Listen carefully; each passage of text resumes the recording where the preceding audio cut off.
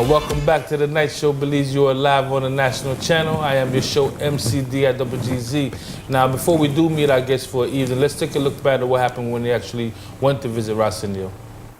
So when I was 7 years old, my father buy me a full drum set. I used to annoy all my neighbors them with that.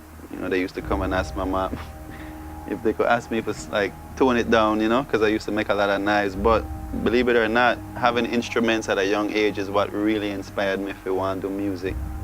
So I encourage everybody to, you know, put little instruments, if it's flutes, little accordions, whatever it might be, put it in your child's hand and see what they can do with it, you know, because if they don't have access to the instrument, they will never learn or want to play it, you know.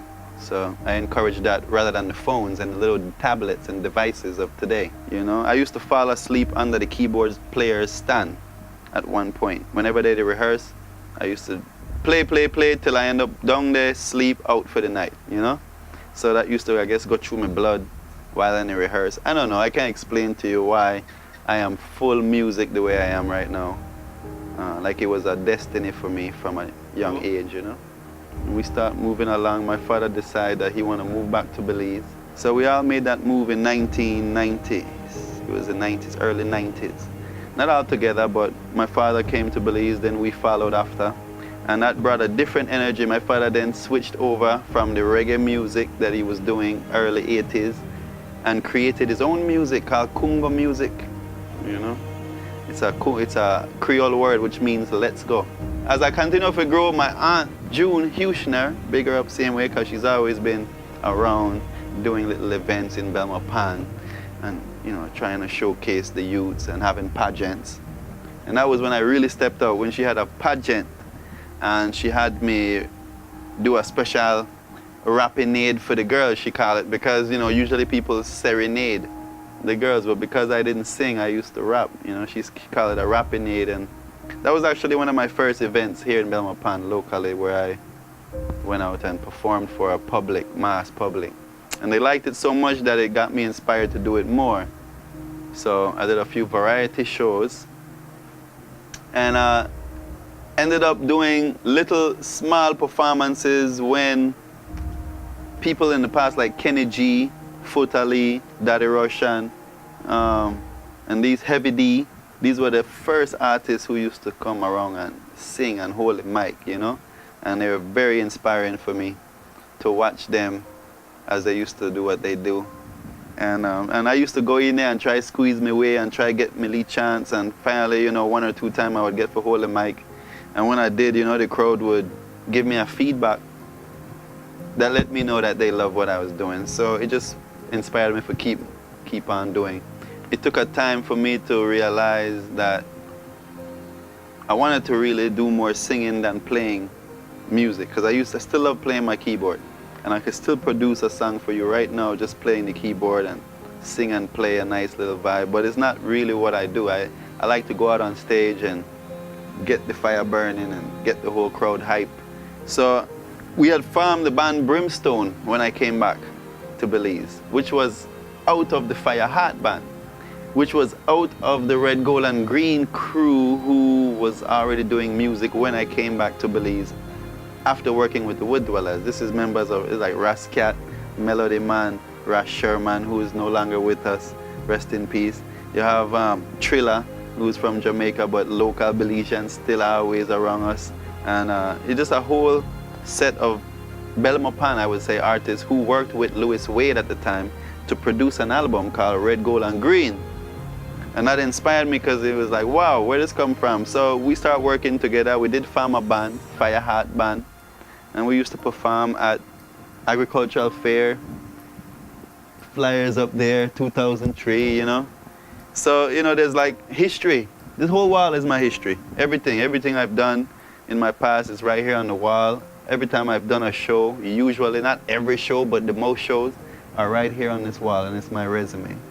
You know, from 2007 Rastafest in Toronto to the last show Lucky Dube ever did before he passed away in Hollywood, California. I was a part of it, you know. I was the opening act. Here I am now, in Belize. We done had the album Jah Bless Us, which elevated us around the world. Now, without further ado, our guest for the evening, the international and national artist, which I believe is probably one of the best reggae artists that Belize has to offer, Mr. RAs Indio. What's going on, my brother? It's a love. Welcome to the night show, man. Greetings. How's everything, man? Everything good? Blessing, you know. All right. Happy to be here on the night show. RAs Indio, whoa, whoa. Right here on the night show. Yes, man. Yeah, man. God bless us always. I know. Well, first of all, one of the things, like, well, first of all, I'm a great admirer of your music. You know, really love what you do. Give thanks. You know, but another thing that I've never, like, even heard you explain. I used to watch a lot of the promos, videos, interviews, but nobody never said how in the world RAs Indio came about. How'd you get that name, man? Let's start with that. How'd you get the name RAs Indio? Stick by me long time, you know, the name Indio without the Ras, because at one time they used to just call me Indio.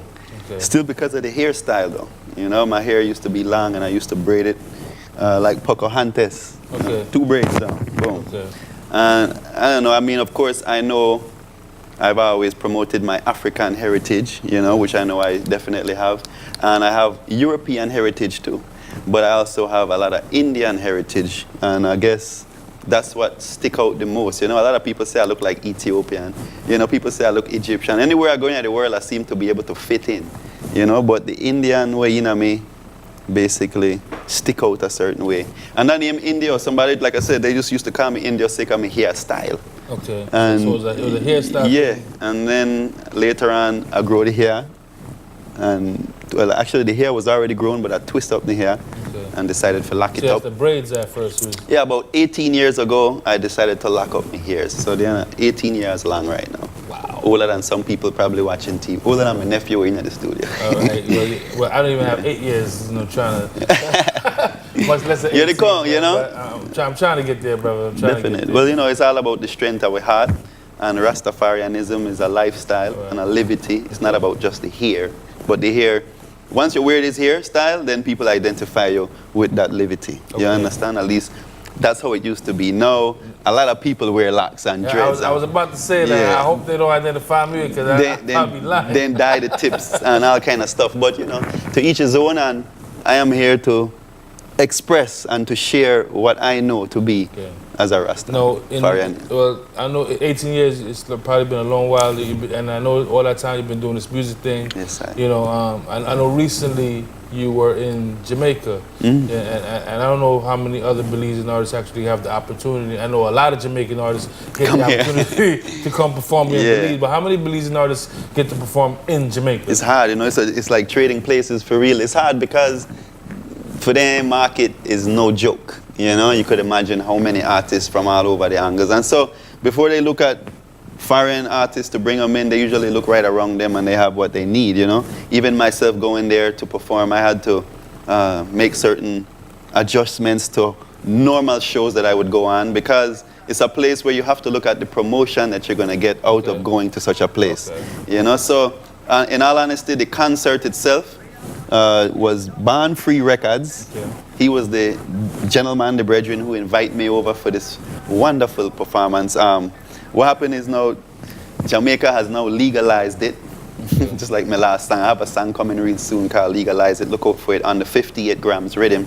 So legalize it says it all. Because Jamaica decided to do it, America is doing it, Amsterdam did it a long time ago, Mexico just did it over the border. You know, all these things are online, you can search it. So we wait for Belize to do it also.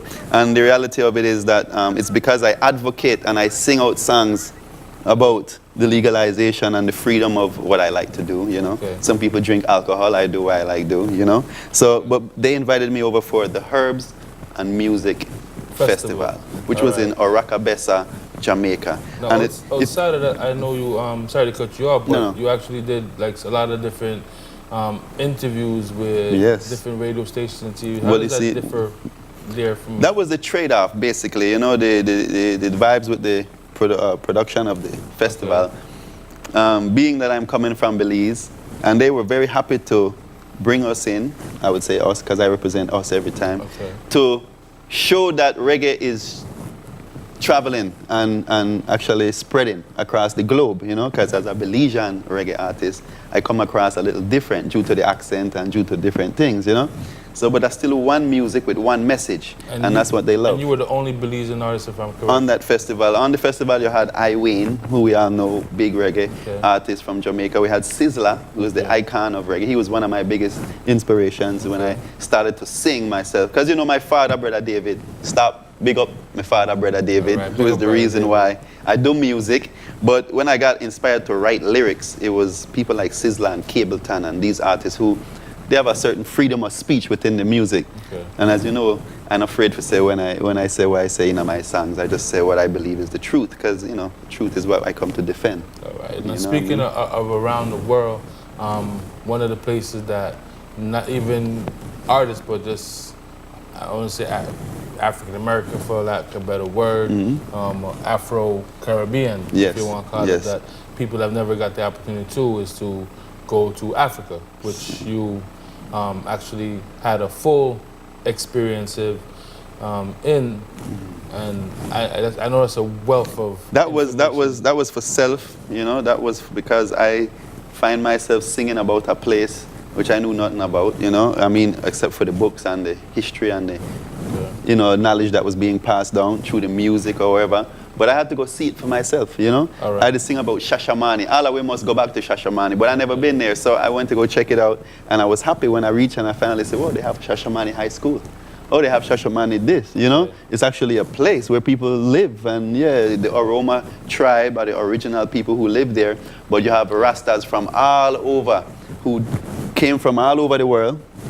And I lived there. I met my brethren Rash Genesis, who is a Belizean. A lot of people know him. So there's a Belizean over there? Yeah, in Ethiopia, yes. But he's in Addis Ababa. He married an empress, and they live there and have their children. And he decided to do what a lot of us sing about doing. You know, a lot of the reggae artists, we sing about Africa as the root, you know, which is truth to all I want to ask you a question, but you're going to answer it when we come back on the show. Check.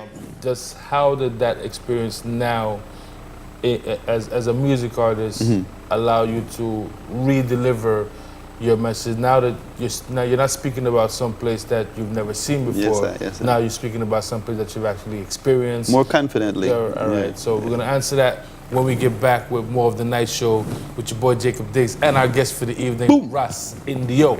God bless us.